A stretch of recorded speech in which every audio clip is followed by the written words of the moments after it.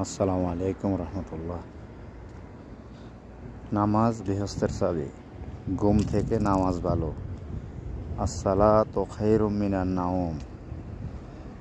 ঘুম থেকে নামাজ উত্তম। যারা ফজর নামাজ কাজা করতেছেন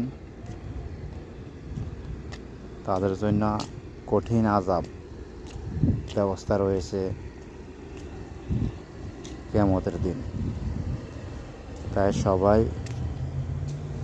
মুসলমান হিসেবে দাবি করতেছেন যারা, তারা আল্লাহর কাছে ক্ষমা চেয়ে তওবা করে ফিরে আসুন আল্লাহর রাস্তায়। আল্লাহ যে শর্তগুলো দিয়েছে এই শর্তগুলো নিয়ে দুনিয়াতে বাঁচতে হবে।